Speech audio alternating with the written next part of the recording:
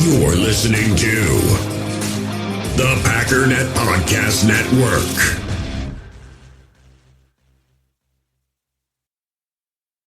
You're a podcast listener, and this is a podcast ad. Reach great listeners like yourself with podcast advertising from Lips and Ads. Choose from hundreds of top podcasts offering host endorsements, or run a reproduced ad like this one across thousands of shows to reach your target audience with Lips and Ads. Go to lipsandads.com now. That's LIBSYN ads.com. You feel this nervousness on the phone there? Sir, I've been trying to make an urgent phone call up there. I don't think it's something I want to do on an overseas phone. You gotta make some phone calls. Hang up the phone. Prank caller. Ladies and gentlemen, welcome once again to Packernet After Dark. This is the call-in show of the Packernet Podcast Network. If you'd like to call in, if you'd like to participate in the show, please feel free to do so. The phone number here is 608-501-0718. New callers go directly to the front of the line. We don't have any new callers today, but what we do have is Garrett from Southern Illinois. Garrett, what's going on? Hey, Ryan, it's Garrett from Southern Illinois. What's up? It's super hot here. It is hot. It is very, very humid. It is I know humid. you talked about that in the previous podcast, and It's rough. definitely humidity is a brutal, I won't say the word, but I get it. it is miserable. It is Son of a not gun. fun to deal with. Yeah. It is hard to work in. I've done it my whole life, but I'd prefer 20 below than 100 degrees with 100% humidity. I don't know about all that. Anyways, I hate the cold. I just wanted to call in to ask if you had heard that there's other podcasts now starting to use AI as a part of their format. Bastards. Somebody used AI to predict the whole season. And so I just want to give you street cred for being the first one to utilize AI to the extent that you have, and applaud you for that, for being innovative, as we all know that you are. Yes, sir. And Nailed just it. want to press you to continue to stretch the limits and do extraordinary things like making AI songs. And because we're still patiently waiting for some more AI songs. Because you did set the bar pretty high, Ryan. So for the record, and these calls came in beforehand, but there is a, thanks to Mr. Carson Caldwell, who's doing the video side of things, we now have a first ever actual music video. I'm proud of it. It took me forever to get that song the way I wanted it. And then, so that took me maybe 3 days. It's been 2 to 3 days for me to get the Jordan Love song. And I just, it's basically exactly what I wanted. I hope it comes together. I think Carson did a great job bringing the Rashawn Gary one together. It's hard. It's because it's not a, it's I make a song and then he has to kind of, finagle it to make it all weave together. But I was happy to hear we had the same vision for it. Going in a different direction. Rashawn Gary was more of like a horror thing. He's like Bane Gary, this demon from freaking beneath the earth. The Jordan Love thing we're going to hang on to until he signs his contract. But as soon as that happens, we'll end up dropping it. I hope that it pans out. I told him if he just can't make the song work, then we'll scrap it and go back to the drawing board. But definitely want more of like a hopeful, I don't know. And I don't have the words, but I kind of got it. It's this sort of beautiful angelic thing of like, man, he did it after all this time. And also on top of that, the same feeling from the fan base's standpoint of like, oh, we did it again. It's this huge, amazing, beautiful feeling. But then also having still enough of a, that kind of to it that it supports a what do you call it? A hype video, all the highlights and everything. It's gotta have that. So it was really difficult, especially trying to translate this to AI. Like there's several layers of like, no, not quite. I don't freaking know. And then I don't even know what I want anymore. Like, I mean, that's you did it exactly how I described it, but this sucks and it's not what I want. But so yeah, we got that going on. I think next I want to do Watson, but I also do need to get back in for you guys. So I got to think of what we're going to do here. I haven't done one in a while on the show.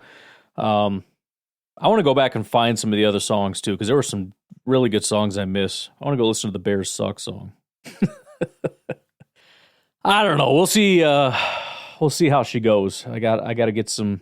You know, the other thing I could do, I should start dumping some of the songs that I got rid of because I didn't really. There were some good songs. There was a song for Jordan Love. I'm never gonna find it. It's so buried, dude. It sounded exactly like Lil Wayne. Let me just give me like 2 minutes to see if I can find it because I know I liked it.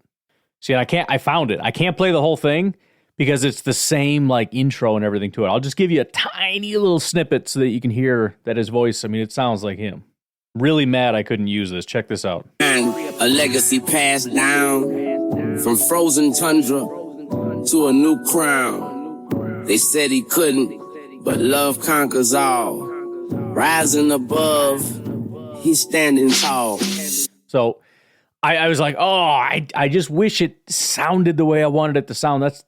To have a song that basically sounds like Lil Wayne. I mean, come on, you can't beat that. But yes, I'm trying to stay on the forefront of the AI game. I've got some really cool tools too that I started creating with AI because it does all your coding for you. I've got a website. So there's two different tools I've got. One is I don't know if you've seen it. I did the YouTube videos. I did it on the podcast too, but it's a salary cap calculator. If you're interested in the way that I view salary cap, it would be a real easy way to just punch in the numbers and it'll spit out a value for you. The other one that I did that I thought would be really cool, I don't know if I told you this or not, but I've always said that punting stats suck. They're just garbage. One of the things that would be really nice to know, though, is if you took into account the distance of the kick, say it was a 42-yard punt with 4-second hang time. What's the total distance of the kick?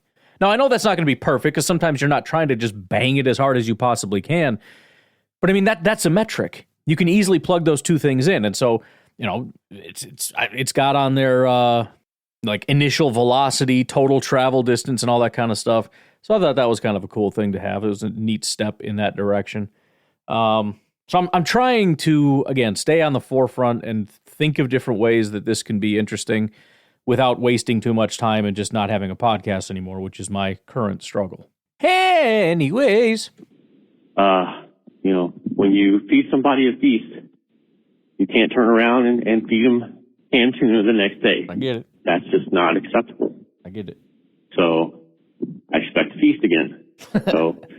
And while we're on the topic of feast, for our 4th of July, our plans are to have a lot of meat, a buffet of meats, as you would say.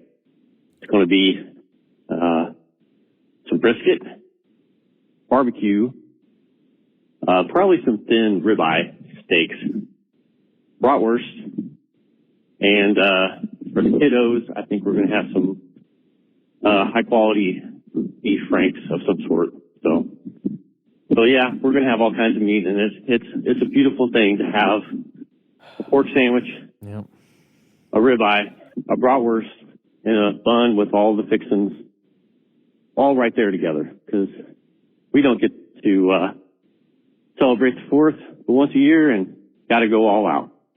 So happy 4th, everyone. I'm out. Yeah, man. We didn't go super hard for the 4th. I don't know. We did fireworks pretty big, which was dope. We'd never really done that before. I mean, big for us, you know. Traditionally, like bottle rockets and sparklers family, so we stepped it up a little bit.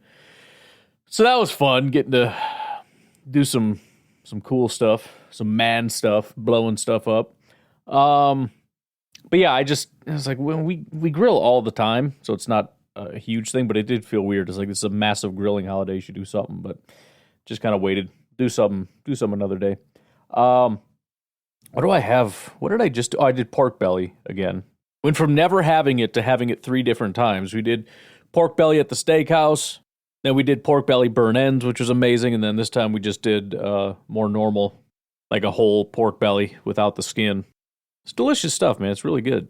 If you're not into like fat, if you're somebody that like cuts the fat off the steak and stuff, you're not going to want pork belly. But yes, we need more AI music. You're right about that. Backed by popular demand. Hey, Ryan. Thomas Austin. Got a question for you. What's up, man? I want you to make a Frankenstein monster wide receiver from all the players who are currently on the Packers. Make the best one possible. Go. Well, it's going to be pretty easy. Let me ask you this. If we combine Christian Watson and Dontavian Wicks, what are we missing? What are we missing? What are we missing from Reed? What are we missing from Dobbs? What are we missing from Bo? I mean, it's primarily Christian. He's got the height, he's got the reach, he's got the speed. He's got all that stuff, all the physical stuff. Then you add in Wicks, who's probably our best route runner. Maybe you throw in a little bit of Dobbs as far as like that dog, that 50-50 ball, go get it kind of a attribute, you know. I don't mean that to throw any shade at Reed. I just feel like, I don't know. I just think we got it covered. I want Christian Watson with Dobbs's dog and Wicks's route running and probably hands, I would say. Maybe run after the catch because he's kind of a bigger dude, does some stuff after the catch. But I think we got our bases covered right there. Maybe I'm missing something. I mean, quick twitch or something. I don't know. But yeah, that's about it. Hey, Ryan, this is Andy, temporarily in Western Colorado. Sure. I just had a couple of questions about two of our pass rushers, Rashawn Gary and Lucas Van Ness. Sure. Last year, I believe I heard this on Clayton's show that Gary had a 14.3 or 14.4% pressure rate for the half season after returning from his ACL tear, which is a great number. Any idea what history tells us about the year after you come back from an ACL tear? In general, people believe that, you're kind of back to full strength, but if you can get 14% for half a season, just after he returns, I'm really looking forward to him putting up, big numbers. The sack rate should be higher, I think, as far as him making the biggest impact, but whatever. Lucas Van Ness, I believe Clayton said he had a little over 11% pressure rate as a rookie.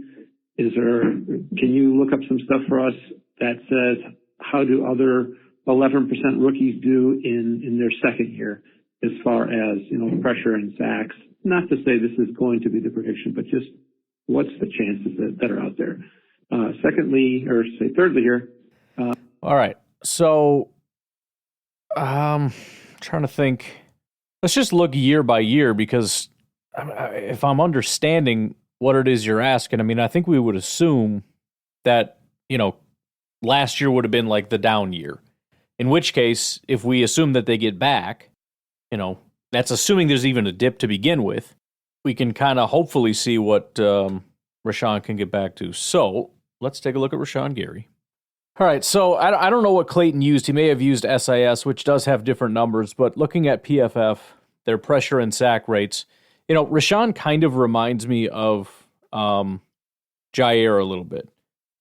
Because you look at what he was prior to and you say, see, that's what he was, but then he got hurt. And it's like, well, but it was also a really short period of time, so it's also possible that maybe he just kind of peaked or something, and I don't know.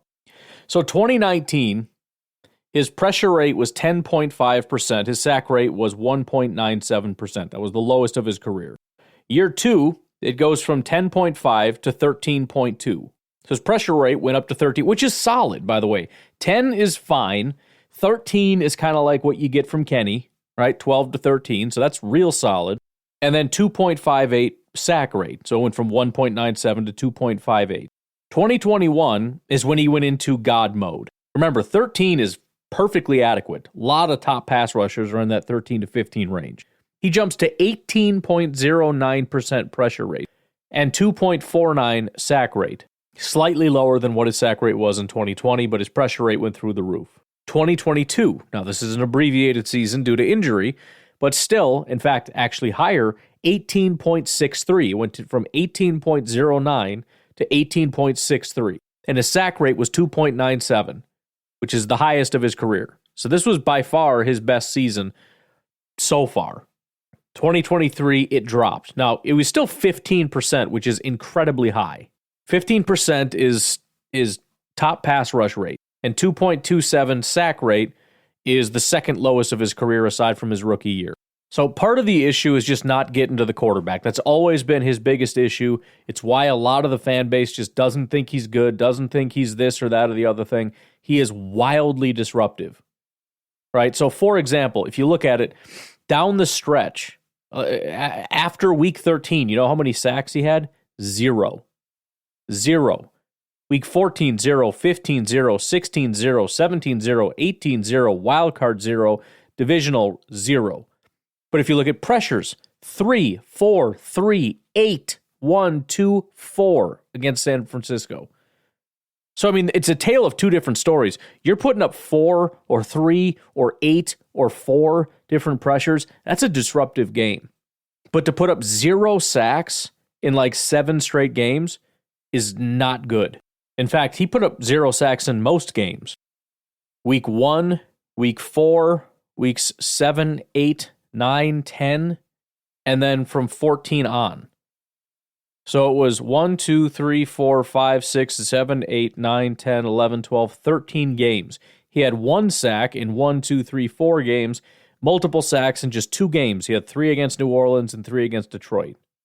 So still wildly disruptive. 15% pressure rate is quite high.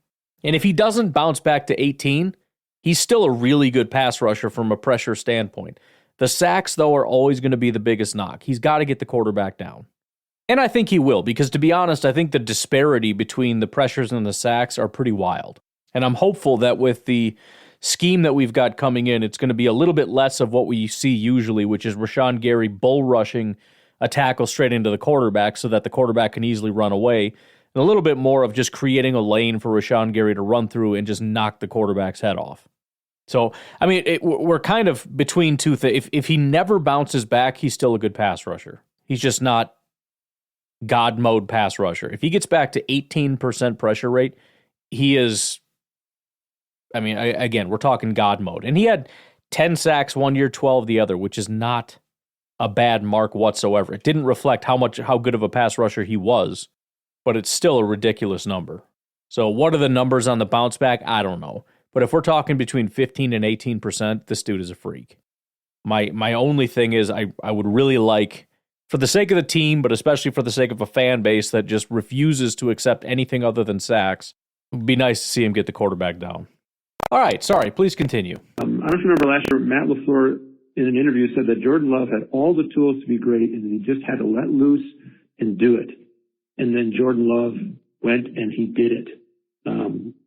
So if you remember that part from last year, I think that's actually a reason why his great play last year is essentially going to stay. Maybe not to that extent. That was pretty wild. But if a guy doesn't really know how good he is and his coaches have to say, look, you're good, just go do it, he's not even close to his ceiling versus guys who come into the league and say, yeah, I'm awesome, I'm going to light up the league. And then they're like, yeah, they're not that great. If a guy doesn't know how good he is, he's got a lot of ceiling left, and that's exciting. Anyway, thanks, bye. Yeah, I mean, I've been iffy on the whole like let it fly thing or whatever, but the bottom line is there's no doubt that there was an issue with the system just not coming together. Whether it was Jordan not knowing it, not trusting it, Matt LaFleur calling wrong play, whatever it is, I don't know. But it all came together beautifully by around midseason. So I agree that is my comfort as well. My comfort also is that whatever it is, they figured it out. It wasn't just a fluky thing. It wasn't, week 17, like, oh man, we saw it. And then like one playoff game, it was 2 games and we're sitting here speculating like, well, what if he figured it out?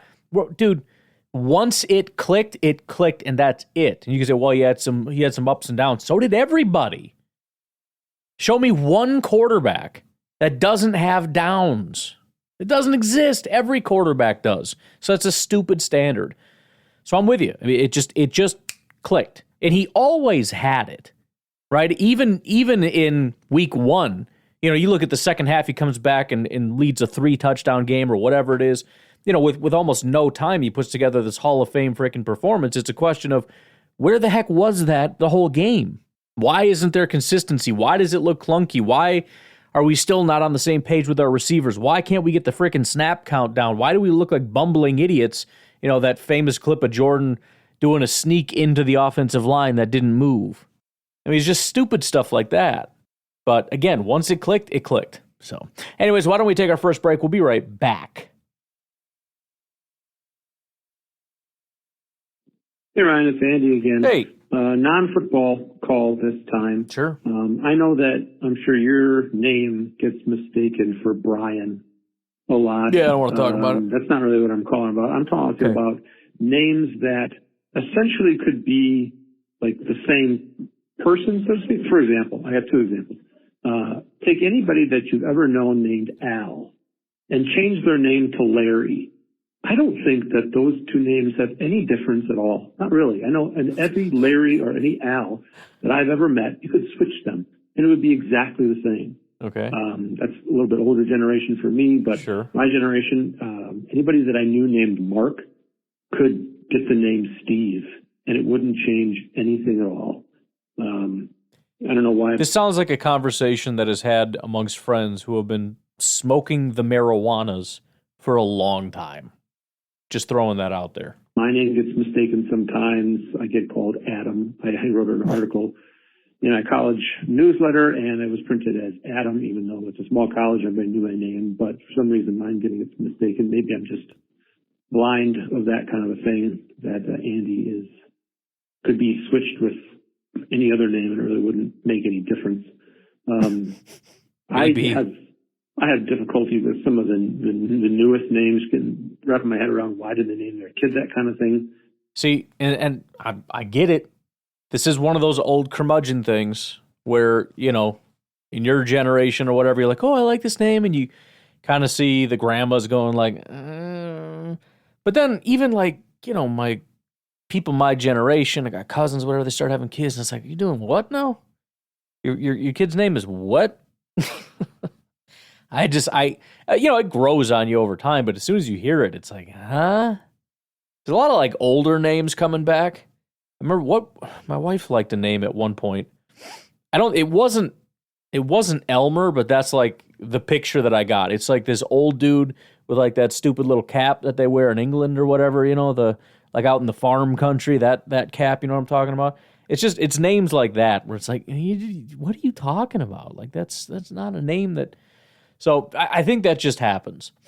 You become an old curmudgeon. You just assume, you know, like I don't know if we're the same age or whatever, but I grew up, you know, born in the 80s, grew up in the 90s. You just assume forever kids are going to name their kids Mike, Steve, Ryan, Brian, John, Max, Thomas, what like that. Those are just the names.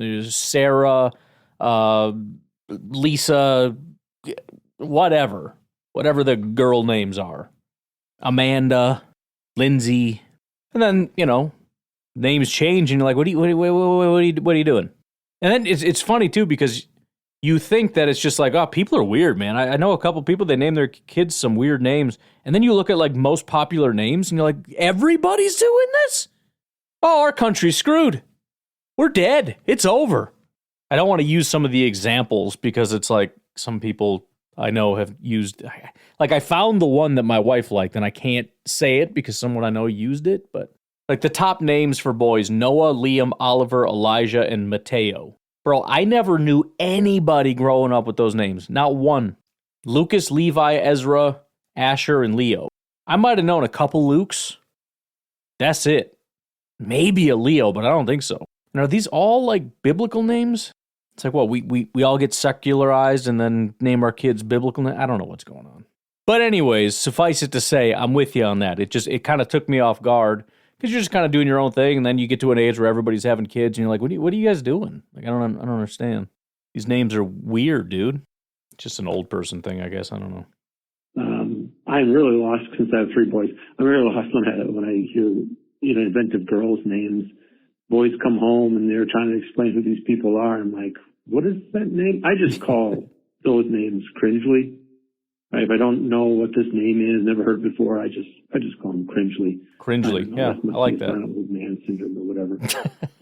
Other things about names. I think that's what this show is. It's a bunch of old people just getting all crotchety and complaining to each other. That's fine, dude. Let's do that. As a mailman, I see different, you know, couples names and so on. I think it's kind of hilarious that certain generations, you just see the couple names together a lot. Like, how many Frank and Donnas are there? How many John and Kathys are there? Personally, my wife and I, we know 4 different Ben and Sarahs. 3 of those, I went to their wedding. Another one. I think you just know a lot of people. I don't know any of these pairings that you got going on. My generation, Tim and Angie. I don't know why. I don't know any Angies. Like that. Not Maybe one. it's like one of those Bader Meinhof. What? The phenomenon, when you see it once, you see it all over the place. Oh, yeah. I don't think so. I think names are kind of different. Anyway, just a weird one. Bye. That thing is super weird. You ever notice that with cars?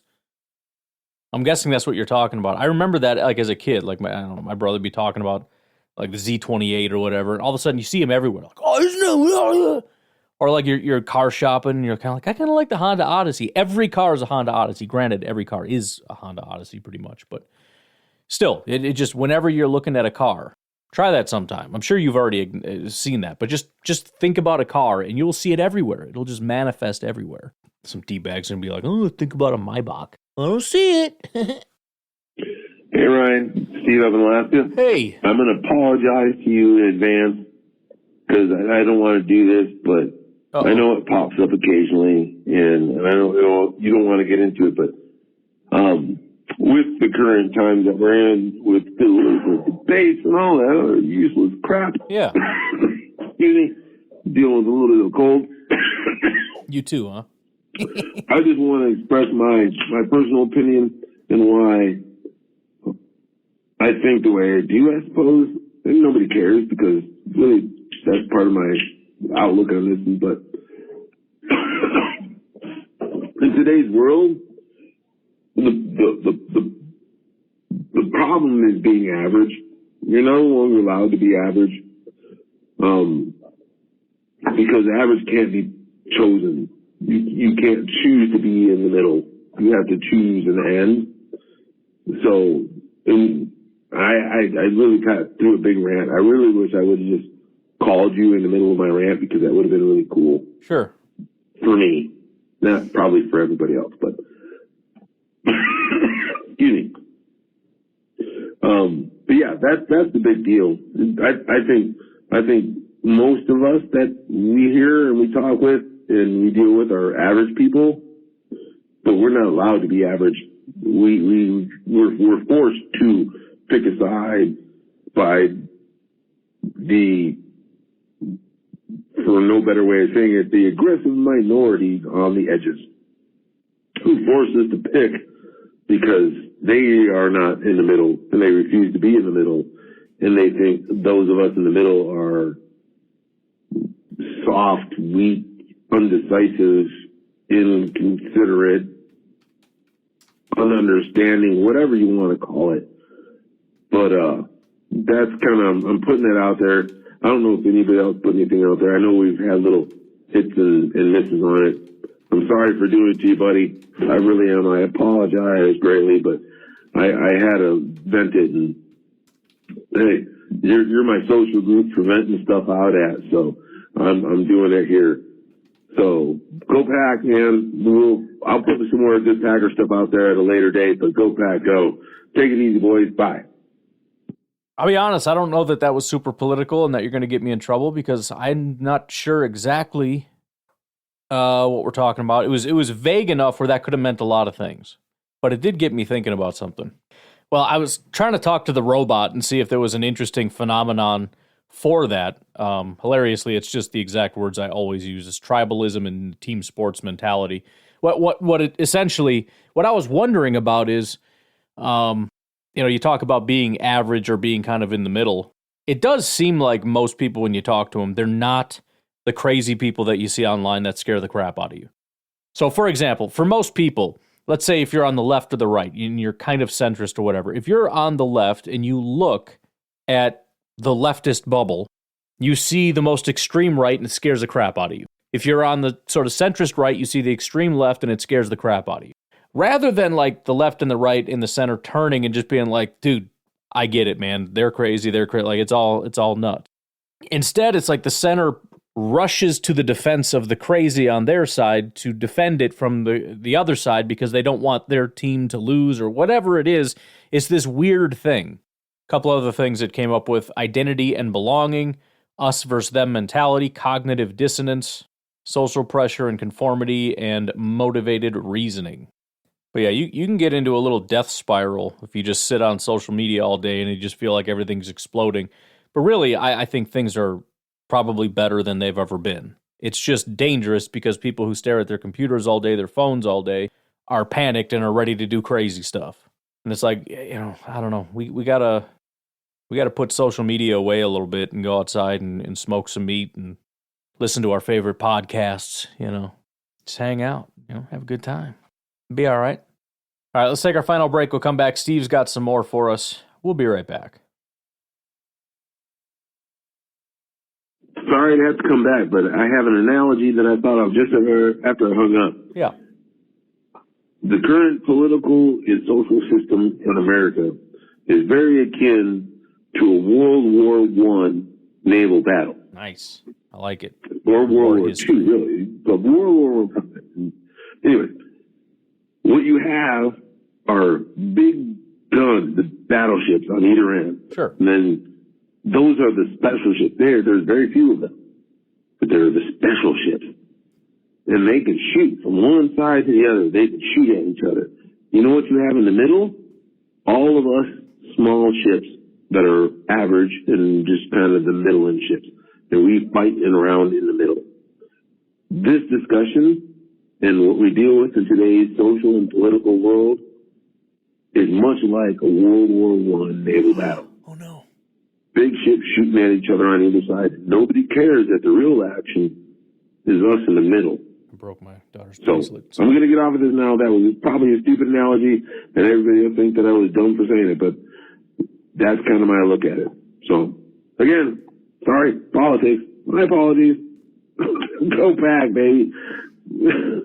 Been wearing this, my daughter made me 2 bracelets. I've been wearing them forever. One of them just recently broke, and I got rid of it. I got another one on. I was playing with it, and one of the bands just snapped. But we're good. We're back in action. Nobody will even notice. Yeah, dude. Again, I don't think it's anything super crazy that you're saying. I mean, yeah, it's politics on a Packer show, but I mean, as far as controversial statements go, I mean, I think you're going to be okay. Yeah, I mean, I think, again, most of us, I mean, first of all, nobody really sees themselves as being on the fringes. Very few people do. So if you say, like, the centrists, everybody thinks you're talking about them, even people that are a little bit crazy. We all kind of think we're centrists, with the exception of some actual crazy people. But, yeah, I think that's the biggest thing. If we all just would chill and, calm down, everything will be fine. It's going to be all right. The biggest thing I'm scared of is like normal people becoming crazy people because the internet told them that the other side has even crazier people and you have to be crazy, otherwise the world's going to end. And then you become crazy, and then now I'm scared. Because now even the not crazy people just became crazy. They're like, well, I got to do it to save democracy. Gotta save democracy. I've heard that every election season for my entire life. It's been, this could be the last election ever. Bro, if you're older than like 25 and you're still buying that BS, come on. There's never been an election in your lifetime where they didn't say that this is going to be the end of democracy. So stupid. Especially this time. It's an election between 2 guys that have already been president. We're all still here. We survived 4 years of both of these guys. I think we'll be all right. End of democracy. You don't even care about democracy. Shut up. Nobody cares about democracy. Nobody knows what democracy even is. We don't even live in a democracy anyways.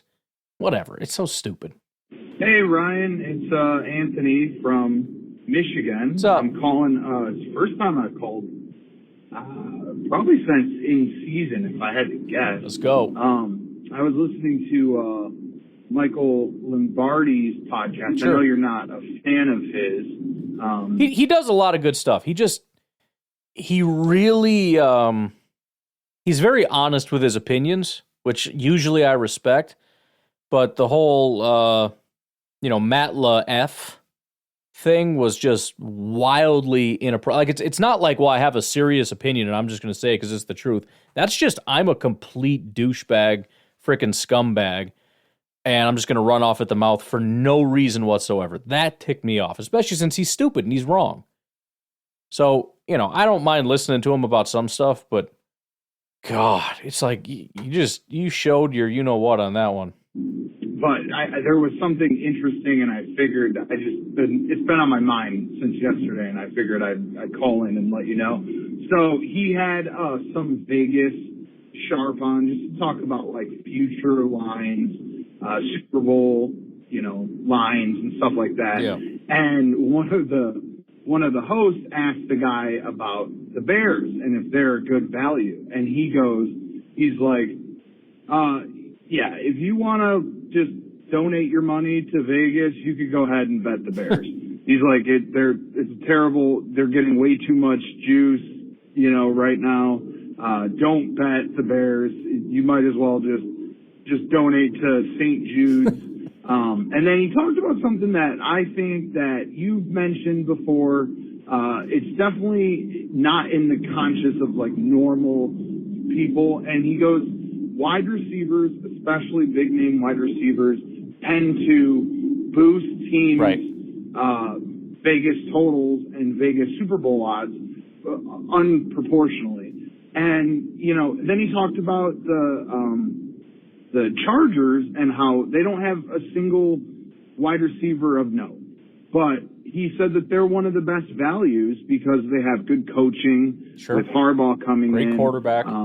They have the easiest schedule in the NFL. They play some really bad. He named like 7 teams. They're all really bad. And it's just it was an interesting podcast to hear things from that perspective, because it's true. And actually, he said on there, he goes, the team that Vegas is most scared of right now is a team like Green Bay, who has longer odds than San Francisco, Detroit, Kansas City, Buffalo, but they're right in that mix. So just interesting. I know you don't usually talk about Vegas odds and stuff like that all too much, but it was interesting to hear just like, Green Bay kind of is the team that Vegas is scared of if they did have a Super Bowl run. And then, I couldn't resist the Bears comment because it was so accurate and so true. Just donate your money to St. Jude's if you want to bet the Bears Super Bowl. He also said take the Bears under, which was 8.5 wins. So keep that in mind. Thanks, man. Hope to talk to you soon. Bye. Yeah, I appreciate you calling in. That is interesting going under 8.5. I don't really know. I mean, I on one hand, it's like, yeah, it's no big deal, but they won like 7 last year or something, didn't they? So it would be a little surprising if they didn't get like a game and a half bump, 2-game bump essentially. They got a really easy schedule too, don't they? I think it's easier than last year, which was also easy. I don't know. But yeah, I think a lot of the.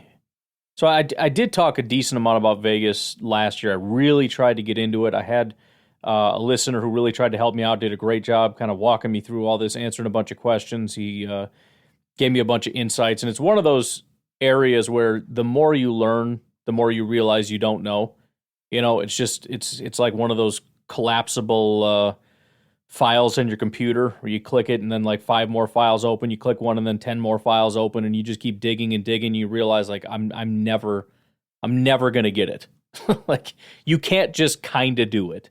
You either play with just the basics, like understanding, what the numbers mean and leaving it at that, or you go all the way in and really, really know the thing. Really complex stuff, but no, I think a lot of people, I think a lot of bettors, first of all, they want to see the long shots, they want to bet on these like, crazy, like, oh, I bet they could do it. And the Bears fit that for a million reasons. The wide receivers are definitely a big one. They got big name players. They got a bunch of hype that they don't really deserve or haven't earned. They've got the quarterback. So, people envision in their mind like, oh man, they got this, they got that, oh man, and I'm going to make so much money because it's a long shot. And they got all, so people throw tons of money at it, but it's not a good bet.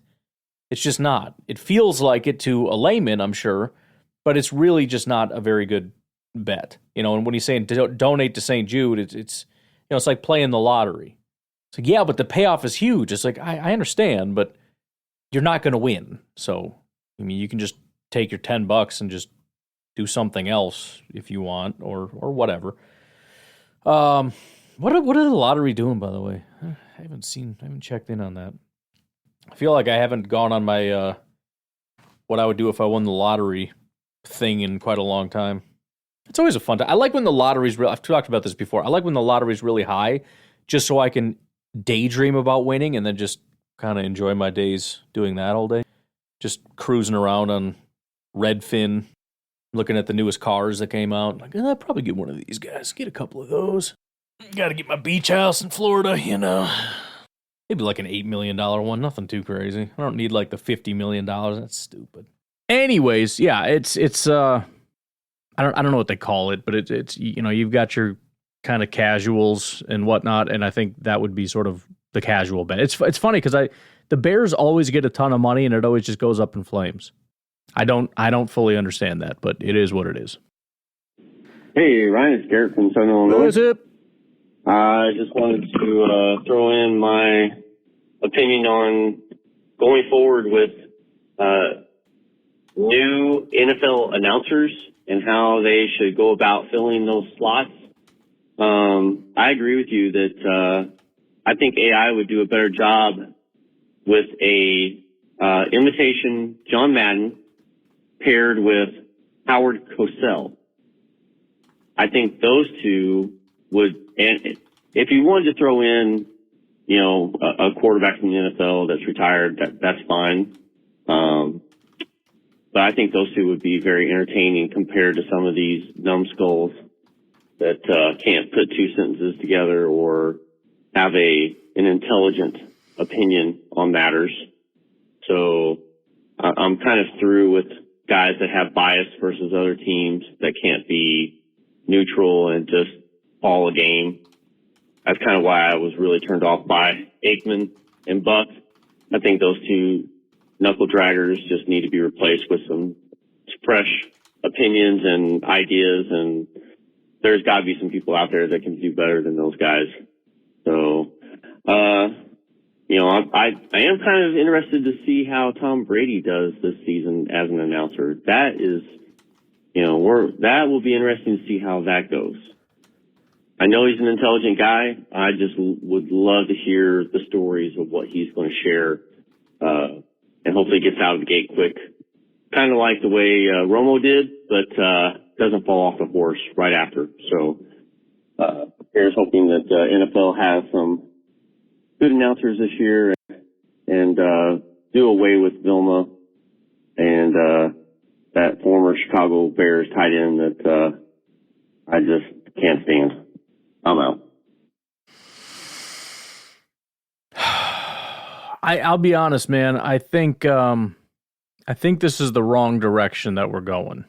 And I've mentioned this quite a few times. I think there are people who are football players because they are elite at playing football. I think we need to find the football player versions of announcers. These are people that are just elite at the job of color commentary and play-by-play. It's not impossible that a football player can do that, but I just think we've gone in the wrong direction. I just don't think it's gone spectacularly well, and I think we're trying to cram every superstar that we can that retires into this because we assume it's going to get a bunch of eyeballs. I think the Manning thing is stupid. I think Romo's terrible. I don't know how Tom Brady's going to do. I understand it'll be cool to have like a football genius up there, but we've been doing that, man, and it's not interesting to me. I saw Brady doing something recently. I forgot exactly what it was. He just looked really nervous and really uncomfortable. I'm sure he'll get over that at some point, but I don't know, man. I just watched it and I was like, I don't like it. And I feel like every time somebody retires, they're going to get thrust into this thing. They're going to throw. This is why these companies go out of business, by the way. This is why ABC, NBC, these companies suck. They don't know what to do other than throw money at stuff. Jeez, talk about an old curmudgeon rant. I mean, think about it with the movies. Nobody knows how to make a movie anymore. They throw $1 billion at some CGI company and they're like, make Top Gun 97. Like, I don't freaking know. What superhero movie can we make? I don't know what to do. I don't know how to make a movie anymore. Just have robots smashing into robots and let's call it a day. Let's wrap this freaking thing up, all right? The movie industry cannot wait for AI to come out because they don't freaking have any idea what to do. They want to AI generate a script and then AI generate the actual movie itself because they have no idea what they're doing. And I can't wait either because I'm dying to see a real movie for the first time in forever. Heck are we talking? Oh yeah, just in general, everything is just throw money at stuff. I don't know what to do. Throw money at stuff. Is there any competent human being left on planet Earth? I don't know what the heck is going on anymore. I can't do it. I'm not one of the competent people that's going to fix this. Somebody needs to fix this. Nobody knows. It's so embarrassing just watching everybody throw money at stuff. Ooh, go get Tom Brady. People like Tom Brady. It's like Taylor Swift. Ooh, we got to get Taylor Swift in here. Why? Because everyone will just look at her. Everybody's going to tune in to look at her. Does anybody give a crap about making the football product better? Maybe that's a good idea. No. We're just going to keep banning stuff in football. But Taylor Swift, to tell you what, that's what we need. We need Taylor Swift and we need Tom Brady up in the booth. Everyone's going to tune in. We need the Mannings. The frickin' goofy Eli just sitting there.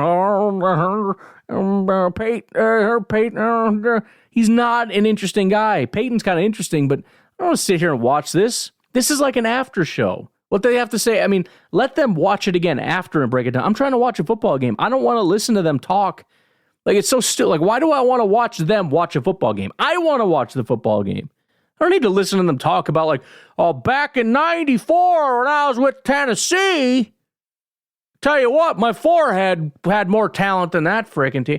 Just, I don't need the stories, bro. I don't need it. I'm trying to watch a game. Anyways, I'm going to leave it at that. I think my wife's calling. You guys have a good rest of your night. I'll talk to you later. Have a good one. Bye-bye. Oh, and Happy America Day.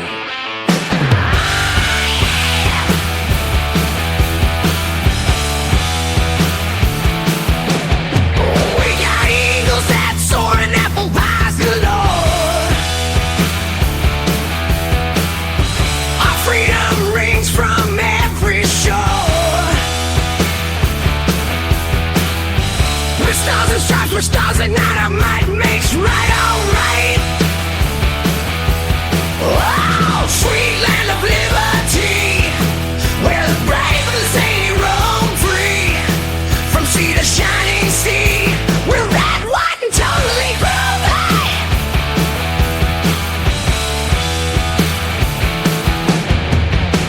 Our trucks are big, our drinks are too red, white, and blue, through and through. We superstars, our fries and thighs, no compromise, surprise.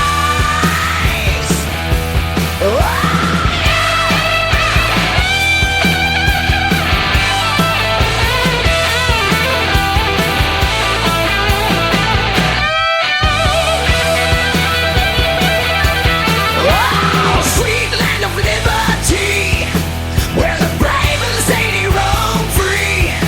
From sea to shining sea, we're red, white, and totally groovy.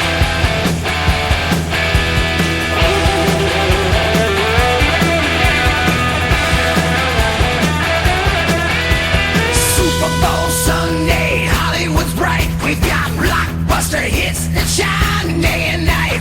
Baseball, basketball, we play with zest in the land of the free. Our games are the best. From sea to shining sea, wasn't enough, so we